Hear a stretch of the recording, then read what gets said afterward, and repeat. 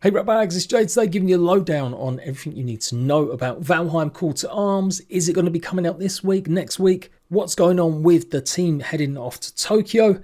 By the sounds of it, I really do believe we're going to get an announcement for Valheim on PlayStation and maybe even Switch 2.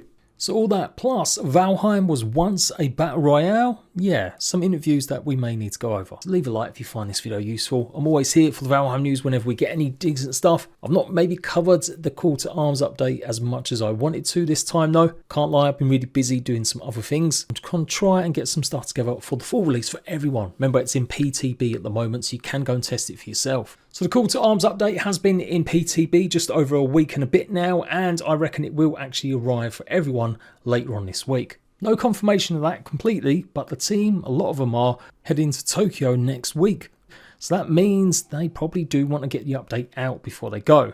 Now in the past I would have said they'll probably leave it until they've come back, but I reckon they will try and push it out. So I'm expecting the update to maybe go live perhaps Thursday or Friday this week. If you have missed it or not caught it, the Call to Arms update is revamping combat by utilizing special trinkets that you can go ahead and craft. You'll need lots of trophies from some of the more challenging creatures to face and find, and these will give you lots of buffs and boosts when you fill up your adrenaline meter. They'll have different stages. The adrenaline meter can be bigger or smaller for different trinkets, and effectively it will give you pretty much more damage, more stamina, maybe some more health. Alongside that, blocking, perfect blocking at least, and dodging will give you an increase in this adrenaline, but only when you've got these trinkets equipped. I was kind of hoping they would get enough feedback from people stating that they would like some adrenaline, just even without trinkets. Because it's a pretty Viking thing to have, right? Like fury, Viking, vengeance. So the idea that you've got to wear a necklace or some earrings, I don't know, it doesn't sit right with me. But hey, at least it's something new and fresh to get into, alongside a whole host of improvements, including fighting better on slopes, a revamp of all the Forsaken powers, some new wooden weapons, and a new live mannequin that'll actually kick your ass if you're not careful. Plus lots of performance increases and boosts and a lot more. Oh yeah, and bears. The bears are here. Find them in the Black Forest or some special undead ones in the plains. And not forgetting our friendly new blobs. These are grenades that will basically be thrown and result in lots of these blobs that are coming out that should go and attack other blobs as long as they're not from the same biome. It's been in PTB over a week and a half. It's not the world's biggest update. It seems pretty polished. Everything I'm looking at in Discord says there's not too many problems or issues with it, other than the adrenaline actually being a little bit OP. You can trigger lots of them together. So I think, yeah, it will mean still that the update comes out for everyone this week. If not, you can still chuck your time into the PTB, give it a test for yourself, and yeah, probably be another 2 weeks though if it doesn't come out this week. So the devs are off to the Tokyo Game Show. It actually begins on the 25th and 9th, and I'm pretty sure they're going fairly soon, in a couple of weeks. It sounds like quite a lot of them are going to be there. So that can only mean one thing. They're going to be announcing something big, and obviously in the Asian market, this is one of the biggest events going. And with the dominance of Sony and more so Nintendo, I'd be amazed if we don't get some sort of reveal or trailer for PlayStation 5 release of Valheim and of course Nintendo Switch. But when would it actually arrive? Well, I'm guessing they may make it actually happen at some point next year. Is it going to coincide with the 1.0 release, or will it be a little while after? Either way, it should spread some excitement to a lot of fans, especially on the PlayStation side, who have not been able to play one of the best survival games going over the last 5 years. So yeah, don't expect a release date, but I'm pretty sure we're going to get an actual showing. I was trying to wrap my brains and see if there was any other reason the devs could be there. They're not going to announce 1.0 in a market that isn't really as big as maybe some of the others, or where it's well known. That would have been safe for Gamescom. The only other events we've got coming up as well is like the Game Awards, so maybe we'll see news there about stuff. The only other outside theory is that maybe they're making like a Valheim anime movie. Imagine that. I mean, it seems to be pretty popular and vogue in the moment. Last one I watched I think was The Witcher. That's just an out here theory. It likely is going to be the console launches. I do think they're going to be demoing stuff as well. So again, is that going to be just latest Call to Arms update? We've already had the trailer for that as well. And if we do actually check their Facebook post, they do state again, repeating that they are going to have a booth at Tokyo Game Show next month. So yeah, are they really going to be showing like some sort of anime? No, it's got to be a console release. So I'm calling it now. On 25th, I should hopefully be able to cover this and let you guys know all the details about potentially PlayStation and Switch release. Switch 2 that is. Don't think it's going to come to Switch 1 anytime soon. And beyond that, it looks like a couple of interviews have gone live. One back in August actually that I missed, and another one a bit more recent. This actually came out of Gamescom. The Valheim team were at Gamescom as well, or some of them at least. And some of it's kind of info that I've covered many times before in certain interviews. Myself talking to Robin, aka Grimcore, that they were hoping for 20,000 sales when they were getting 1 million sales every week for 8 weeks. They were on the top of the Steam charts and I was like, what is going on? Air says the team planned to finish up Valheim by the 5th biome if it didn't sell well. Then they'd move on to something new instead. They had a hit on their hands. So this is why, I think people should understand Valheim have been slow-ass with their updates, it's true. But they don't want to expand. You see the gaming market today, how many studios are closed in the last 18 months, 2 years?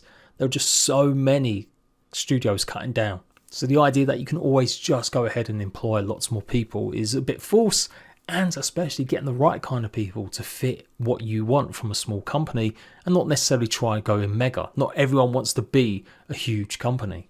But that is really interesting by the 5th biome. So literally just have like the ashland. So this is it.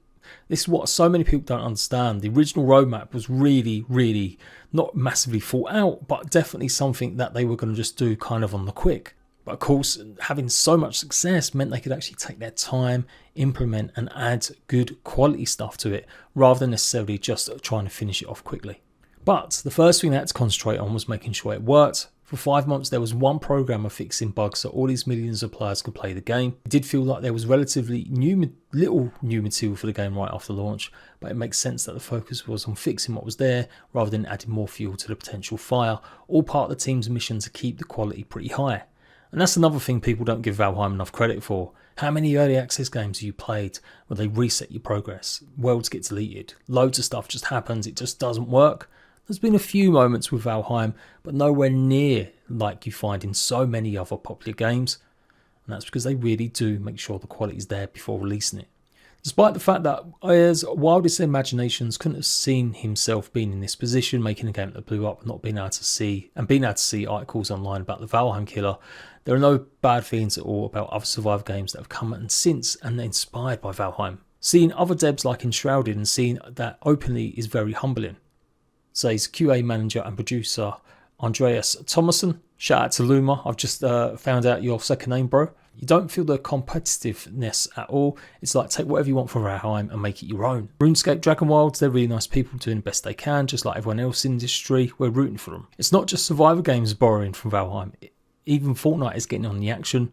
I remember when we released, there were so many people getting killed by trees. Then 6 months later, they were doing that in Fortnite, Air remembers. It was nice to see we had an impact because before us, trees would just fall down and not have any impact. Now I know who to blame every time a falling tree kills me in a video game. So a bit of a fluff piece, but still good.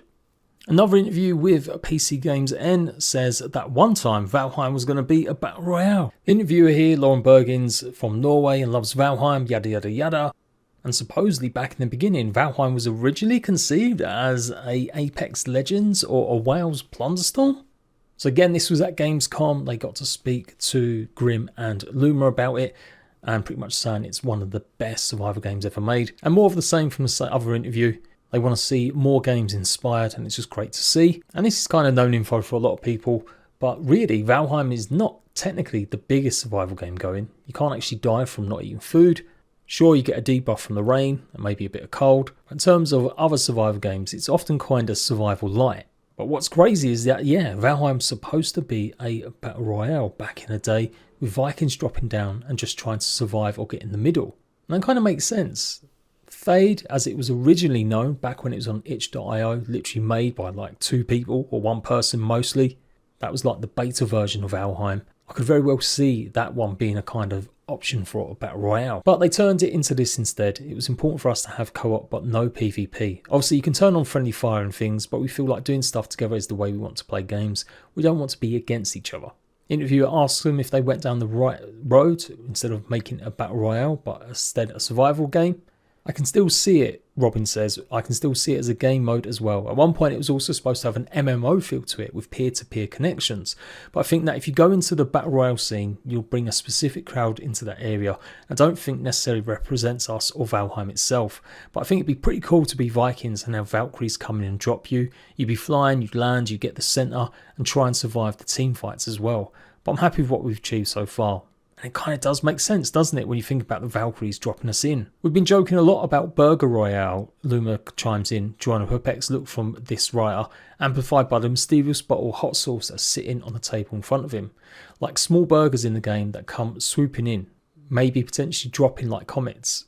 I've been wanting to make this for years as an April Fool's thing, but I haven't made it yet, maybe next year. Now, I can't lie, Luma teased me and said there was an idea for something to do with a April Fool's once when we were chatting, and I'm guessing that's it. And yeah, it is a dumb idea. Sorry, Luma. We've got so many spin-off ideas we could do, says Robin. Many of them stupid, Luma responds, but some are really good as well, and Grim says they're all good. So obviously they're having a bit of a laugh and a joke. But that is an intriguing thought. What kind of spin-off could you see Valheim doing? Maybe not the Battle Royale route. Maybe something like a 2D side-scroller. That could be pretty sick. And just a little bit of fun here, but the Valheim devs were also interviewed by PC Gamer, who combined it into a short, talking about the call to action and adrenaline system. But just look at Grim here, just yapping away, and Luma not saying a word, just nodding like a nodding dog. I swear Grim's like, please help me Luma, help me. He keeps looking at him a few times. And Luma's just like, Great job, guys. And that is the end of the video. Yes, in a couple of weeks, I am pretty sure we're going to get an announcement of console editions coming to Valheim. Call to action update, I do think might arrive this week. And some fun stuff about the past of Valheim that still could influence the future. Until next time, Ratbags, laters.